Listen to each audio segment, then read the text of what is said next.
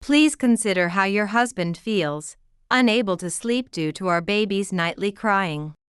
You can't manage the housework or childcare, you're an incomplete wife. Isn't it shameful for a housewife? If you want to start over, cool your head and then come back. Despite the late hour, my husband heartlessly locked me and our 4-month-old daughter out of the house. Even when she cries, he doesn't hold her. Instead, he hurries to another room, always making sure to click his tongue audibly. Even when I feed her formula or change her diapers, I panic if she doesn't stop crying.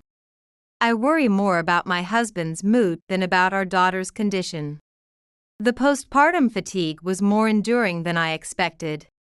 And my husband was utterly indifferent. The man I once loved had changed, and gradually, I felt nothing towards him. My name is Kelly, and I'm a 28-year-old housewife. After graduating from a technical college, I worked at a web company but resigned when I got married. My partner was Ben, a salesperson I met at the company where I worked reception. He initiated conversations with me often, skillful with his words, which quickly drew me in, as I was shy and inexperienced in love. He complimented how gracefully I moved, saying, "You were so beautiful I couldn't take my eyes off you," which led me to boldly pursue him, and we started dating. I was so blindly in love that I followed almost everything he said.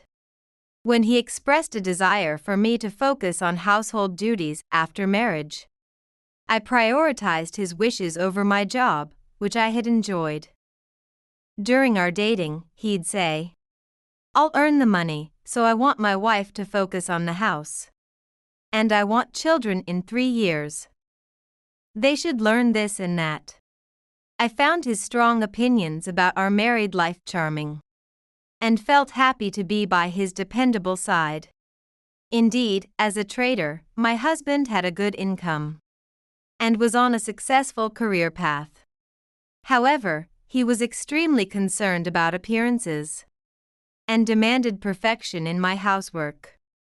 He had many friends and would often invite colleagues over without notice, which made those times particularly challenging. Even though I was at home, I could never relax. And those who drank badly would make noise late into the night, preventing us from having a peaceful weekend. Yet, it was better than him coming home in the morning after a night out. And I was happy when he completely stopped this behavior after I became pregnant. He often spoke grandly, perhaps due to his job. But I tried to see it as part of his profession and cherished the joy of our growing family. However, after giving birth to our daughter, I began to experience hell. 4 months after our beloved daughter's birth, she often smiled and recently started rolling over.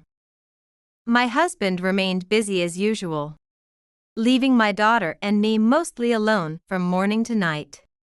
I was well aware of this, but it seemed he had no interest in our daughter at all. Unless I brought her up, she was never a topic of conversation between us.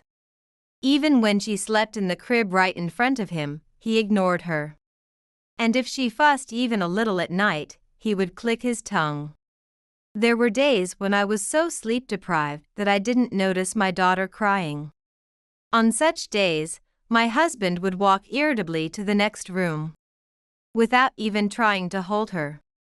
The following day, he would invariably scold me, saying, "Don't you have any parental awareness? The room's a mess, laundry's piling up, and what are you doing all day?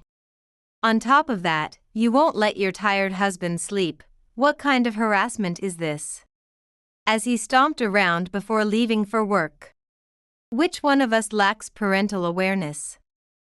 I wanted to retort multiple times, but it was true that both my housekeeping and childcare had become subpar. My in-laws, who visited often, were also concerned. "I'm sorry, I haven't been able to clean properly." I apologized while serving coffee, but they both shook their heads. "Kelly, you're doing enough for our son. We'll make sure to talk to him. Plus, she's such a cute child. It's understandable if housekeeping slips a bit. He doesn't understand a mother's heart at all. My mother-in-law, in particular, was supportive and had repeatedly called my husband to advocate for me. However, this backfired, and my husband's visits to his parents' home, which had been monthly, drastically decreased. Amidst this, I received news that my sister, Megan, had quit her job and was returning to our hometown. I haven't greeted your husband and child yet, so I'll drop by to say hello. Unlike me, Megan is bright and lively but also headstrong, and quick to speak her mind if she dislikes something. This resignation likely stemmed from a disagreement with a boss or colleague, as this was not her first job change for such reasons. I invited her over when my husband was off work, thinking I might need to intervene if they clashed, but surprisingly, they got along well right from the start. I was slightly disappointed but relieved and watched over their interaction. As the day turned to evening, Megan showed no signs of leaving. My husband naturally said, "Make sure you prepare a meal for Megan." And I was taken aback. I only had ingredients for 2. And I wished he had told me earlier if this was the plan. Unable to interrupt their lively conversation, I managed to prepare a meal for 3 using whatever was available. Megan scrutinized the table full of dishes, and I had a bad feeling, which turned out to be justified. Is this nutritionally balanced? The mix of various dishes looks off, and the portions seem bulked up. Isn't this bad for someone breastfeeding? It's pitiful for the child, Ben. Though she tried to look concerned, a sneer twisted her lips. That unchanged, mean-spirited face from our childhood was why I still preferred to avoid her. Do you agree with Megan too? I didn't say anything because you're my wife.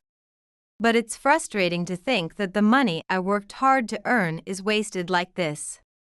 Just because you had a child, you act like you're in charge, hardly doing any laundry or cleaning. The baby cries so much at night, it's making me anxious about our future. Quick to join in, my husband began to blame me alongside my sister. Watching them, I felt something inside me breaking. This is serious. I have some time before I start working again. So how about I take care of the house instead of you, Kelly? That's a great idea. This way, Kelly can focus on what she loves most, taking care of the child.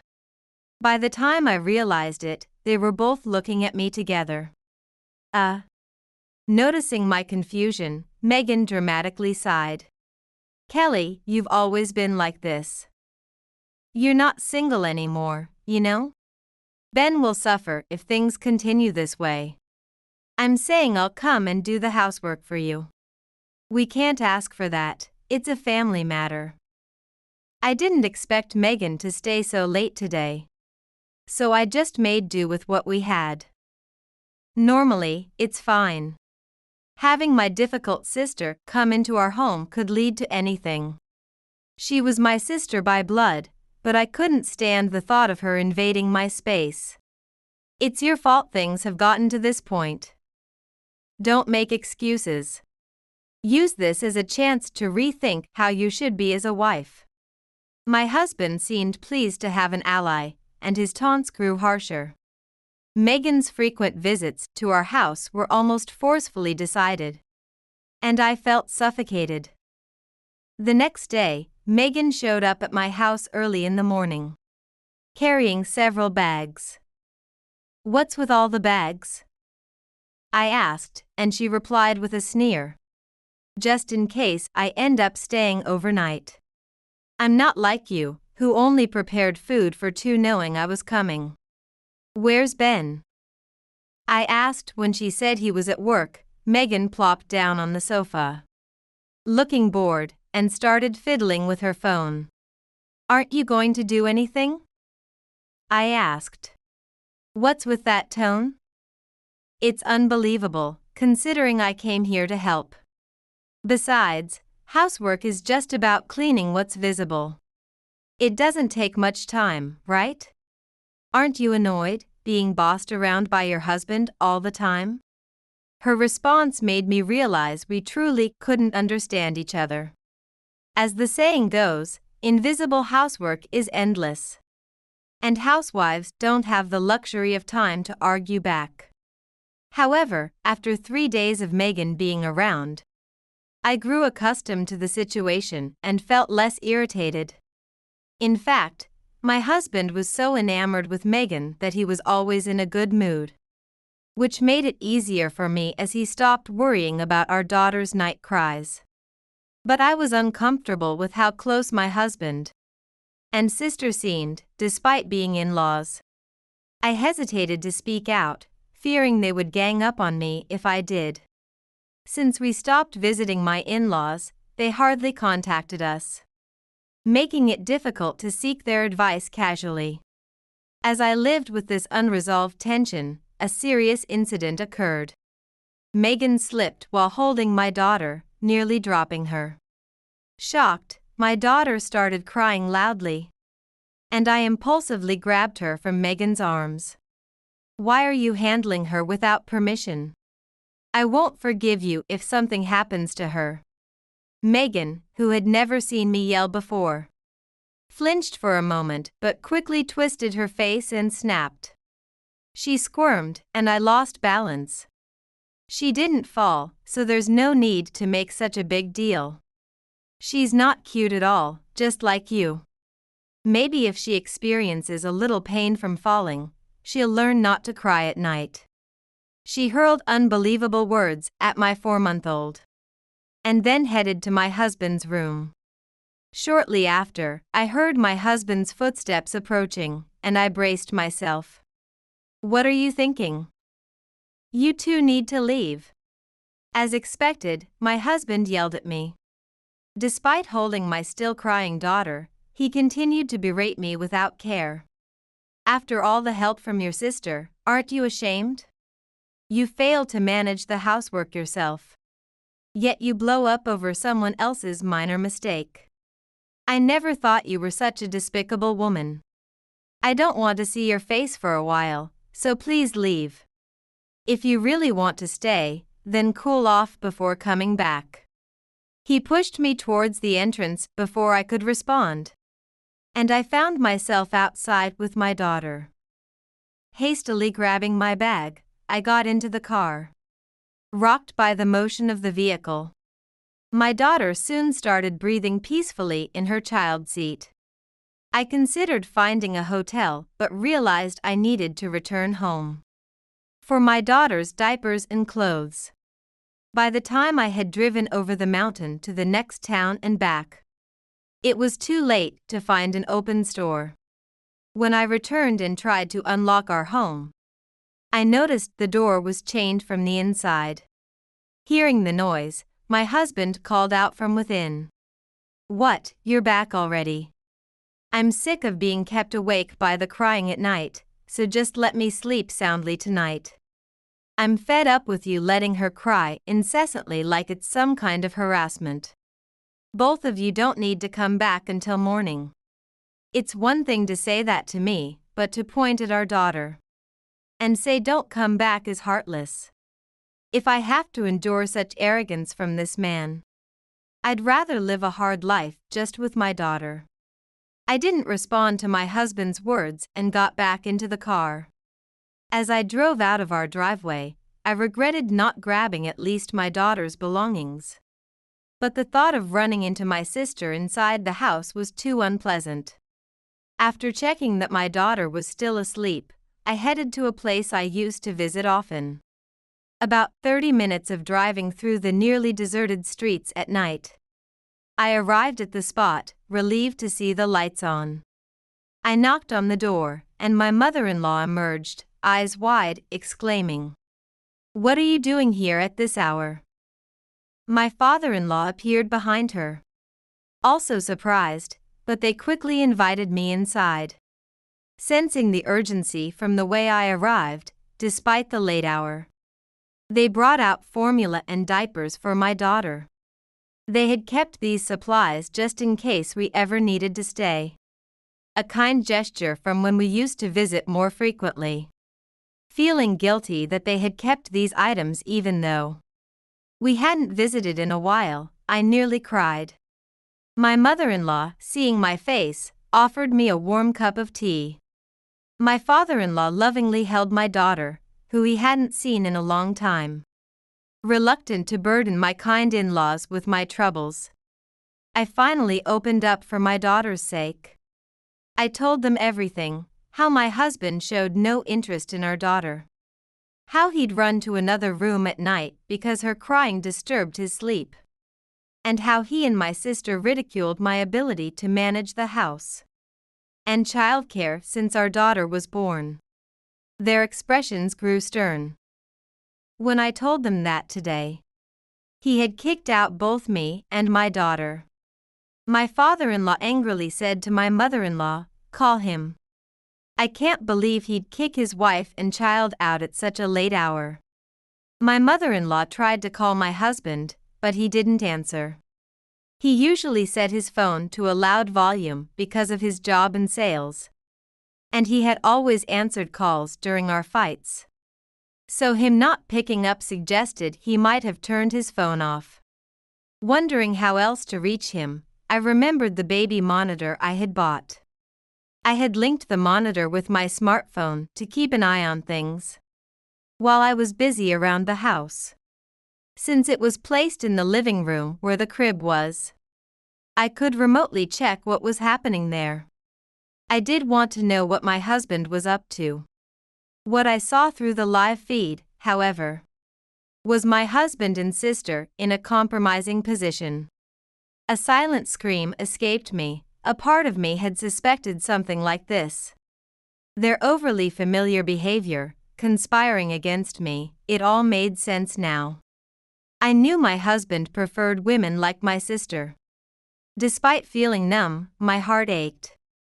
Determined not to let this pain be in vain, I started recording the video. "Mother, father, would you please watch this with me?" When they saw the footage, my mother-in-law leaned on my father-in-law for support. And he turned pale, staring at the screen. It was harsh for them, but I needed witnesses to what I had seen. My father-in-law continued to call my husband, to no avail. During this time, I contacted my own parents to briefly explain the situation. They immediately set out to come to us. And we decided to meet urgently at my now tainted home. Just an hour later, my daughter and I, along with both sets of parents, stood in front of my house. Given the circumstances, we skipped pleasantries, and I led the way by ringing the doorbell. Predictably, my husband and sister ignored it, thinking I had returned. I tried to calm my nerves and kept pressing the bell until, finally, my husband lazily opened the door. That's when our parents stormed in, followed by me and my daughter. My husband panicked at the sight of the incoming relatives. Pitifully, he was only in a t-shirt and boxers. "Hey, what is all this about?" Before I could reply, a woman's scream echoed. From the living room, it was undoubtedly my sister. Inside, she was seated on the floor in her underwear, holding her cheek, possibly struck by one of our parents. My father-in-law forcefully pulled my husband down to sit beside her, and a session of reprimanding began.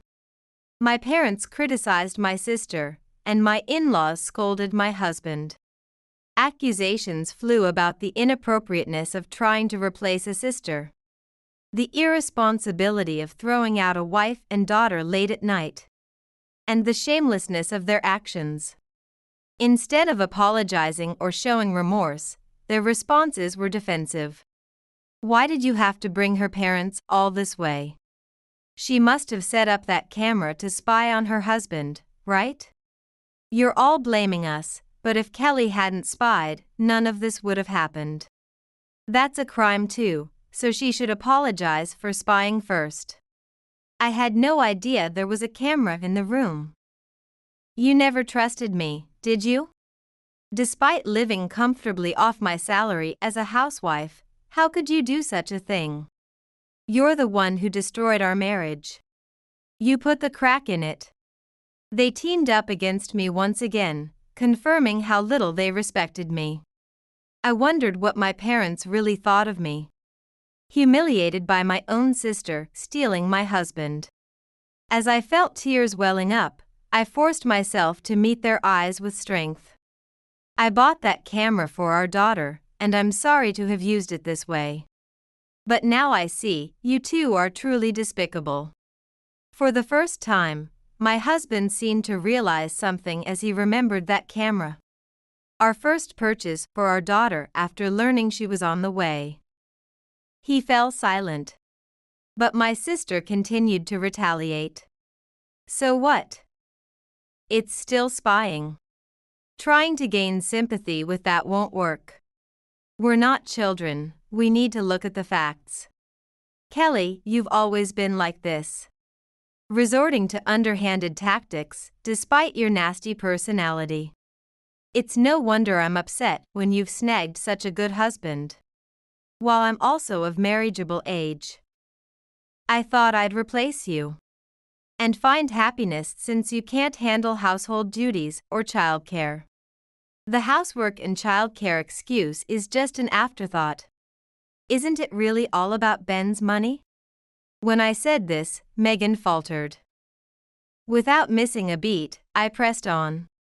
Ever since I got married, you've been incessantly asking about Ben's salary and bonuses. Even our parents had to calm you down when you wouldn't stop. I thought maybe you were just concerned about my financial well-being. But you never stopped talking about money. Is that why you're still not married?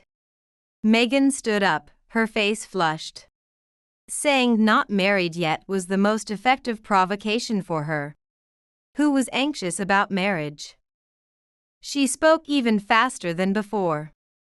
Don't get cocky just because you and your child aren't as cute as me. How far do you plan to go to interfere with me? But you heard it from Ben just now, didn't you? He hates you too. So, if you were gone, everything would be resolved. Don't you think it'd be sad for your child to have only one parent? I'll raise her much better than you ever could, so hand her over. Megan marched towards me, trying to grab me. I had always cowered before her bluster, but today was different. With a sharp smack, Megan staggered backward. Her cheek reddening on the opposite side she had held before. Enough with insulting my daughter. She's not some object. If you want custody that badly, we can settle it in court. My feelings for this child are not as tainted as yours. Don't compare us. My mother and mother-in-law calmed me down from either side. Protected by our parents. My daughter and I decided to go back to my parents' home for the time being. Ben sat on the floor in a daze, and Megan, tired from her rant, just glared silently as we headed for the door. We said our goodbyes to my in-laws in the parking lot. We're on your side, Kelly. It's going to be tough, so feel free to ask us for anything. Holding back tears, I deeply bowed to my in-laws, grateful for their support. Weeks passed, and time seemed to crawl until the court delivered the verdict. Despite cutting off my husband and sister, the fear of being separated from my daughter lingered. The divorce was finalized due to the evidence from the baby monitor. And I was awarded custody. Through a lawyer, I also ensured that Ben and Megan would start paying child support and compensation next month. Ben had taken over the repayment of a student loan that my in-laws had been covering. Overwhelmed by the sudden financial responsibility, he called to complain. But I politely told him never to contact me again and cut off all communication. Megan also called to complain about the compensation. So I politely suggested she discuss it with her new husband, Ben. However, Megan, already in conflict with her former husband, who was now sleeping at his office, began harassing his workplace about her compensation. This led to rumors at his company about his unstable ex-wife, causing him embarrassment and eventually his resignation. With no income from her former husband, Megan's relationship with him worsened, and she took on debt. Desperate, she called me, hoping for reconciliation with our parents and financial help. I listened to her plight with a smile but firmly said no. The paperwork for the divorce and move was smoothly handled, with the active help of my parents and in-laws. My daughter, cheered by her loving grandparents, has become even more joyful. Now, as we start our life together, just the two of us, I have no worries. Peaceful days await us, no doubt.